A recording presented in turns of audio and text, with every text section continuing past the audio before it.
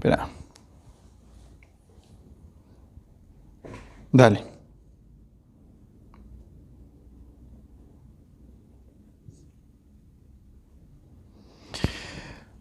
Bueno.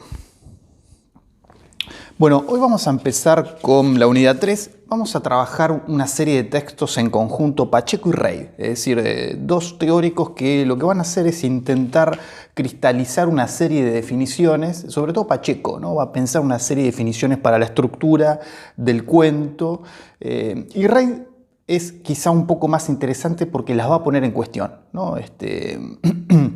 Por eso esos signos de interrogación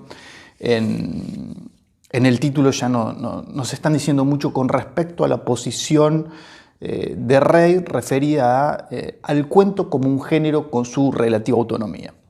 Entonces, vamos al texto de Pacheco. Son textos que no presentan demasiada complejidad, ustedes lo pueden leer solos. Quiero decir, es de la zona más escolar del programa, entonces no nos vamos a detener demasiado. Entonces Pacheco dice que el cuento puede ser pensado a partir de estas características, ¿no? La narratividad y ficcionalidad, la relativa brevedad de su extensión, la unidad de concepción y de recepción, la unicidad e intensidad del efecto y la economía, condensación y rigor. Vamos a ver de qué se trata cada una de ellas un poquito y rápidamente vamos a pasar al texto de Rey, que me parece que es el más interesante. La primera característica, narratividad y ficcionalidad, ¿no? Son en principio categorías que no dicen demasiado, y digo yo, las podemos pensar como sintomáticas del problema de establecer una definición, ¿no? Digo, ¿qué significa que el cuento sea ficción o que sea narración, ¿no? Son demasiado generales. En principio el cuento es relato, dice Pacheco, aunque puede ser de una situación estática. Esta idea la va a explotar Rey muchísimo más y ahí nos vamos a detener porque la va a pensar en términos estructurales. Con respecto a la idea de ficcionalidad, de nuevo, yo digo, es una categoría problemática y Pacheco mismo pone en cuestión la idea de representación mimética, eso que veíamos en Barthes, la relación sobre las palabras y aquellas cosas que referencian, implica cierto problema filosófico en el sentido de una filosofía del lenguaje. Y en esta parte Pacheco destaca la función estética sobre cualquier otra.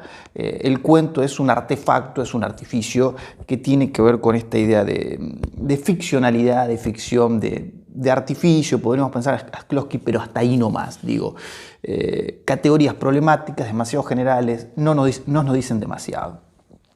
Segunda característica, la relativa brevedad de su extensión. Quizás por aquí habría alguno de los puntos más característicos y que efectivamente lo podemos pensar para definir lo que es un cuento con respecto a aquello que es una novela, ¿no? Esa novelita corta, el cuento, digo, ¿qué diferencia un cuento largo de una novela corta? Bueno, estamos en un límite muy delgado y que hay que ver si es importante o no.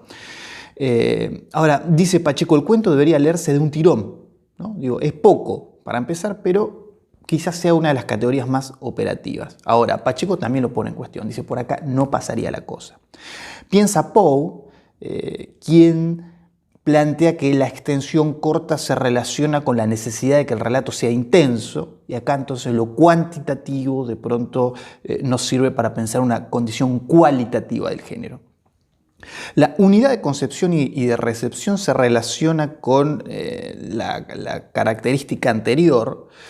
Pacheco lo vincula con el modo de funcionamiento del poema, en este sentido de que se concibe y se recibe en una sola tirada, a diferencia de la novela, que requiere una construcción gradual y una lectura escalonada, ¿no? Estamos ahí en ese límite otra vez entre lo cuantitativo y lo cualitativo, o en realidad estamos pensando en una cuestión cuantitativa. Lo importante sería pensar qué efectos tiene a nivel de la cualidad de aquello que se está relatando.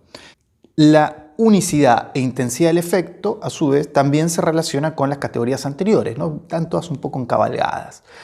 Se vincula, en principio, con las condiciones de producción y de recepción.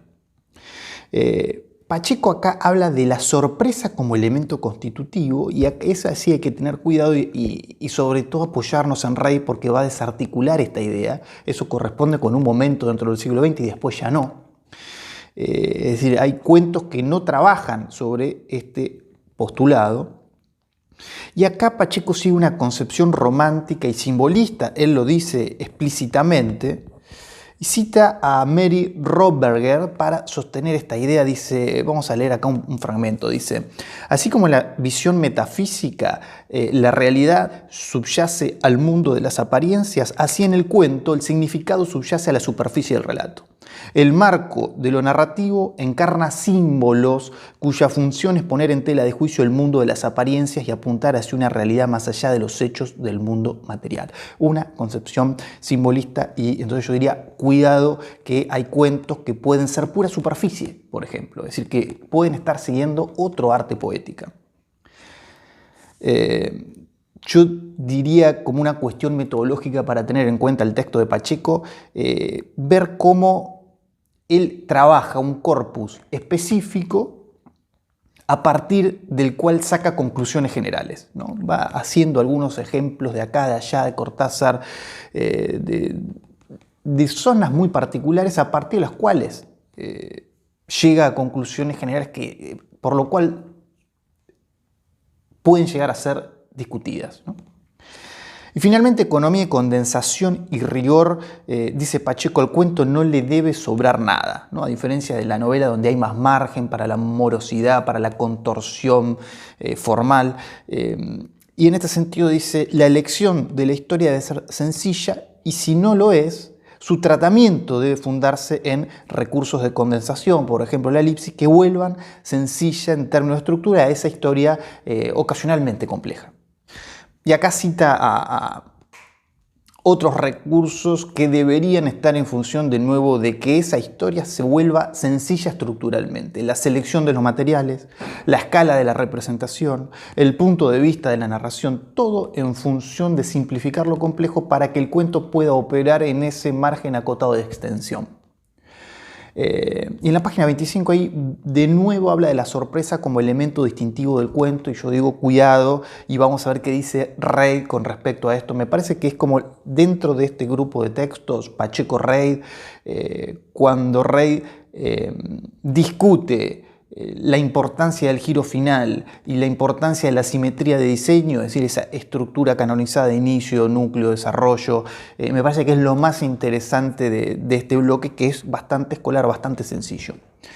De todas estas características se desprende el rigor en la ejecución y aparece esta relación etimológica entre cuento y cuenta matemática, ¿no? Ahí sobre el final, que deriva en la idea de precisión. No hay lugar para la morosidad, para la fractalidad, es decir, ramificaciones de relleno como en la novela. El cuento tiene que ser preciso y en ese sentido podemos recuperar aquellas citas del comienzo de Pacheco, ¿no? Horacio Quiroga dice con respecto al cuento, es una flecha que parte del arco para ir a dar directamente en el blanco. Julio Cortázar dice, el cuento sería como una pelea de boxeo ganada por nocaut, ¿no? La idea de precisión. Ahí, de todas estas características, decíamos que son más cuantitativas que otra cosa, podemos pensar esto que ya sí tiene que ver con determinada cuestión cualitativa. Entonces, este es el texto de Pacheco, es un texto sencillo, no tiene mayor complejidad. Ustedes lo leen y pasamos a Reid, que tampoco tiene complejidad, pero me parece un poco más interesante. Vamos al siguiente video.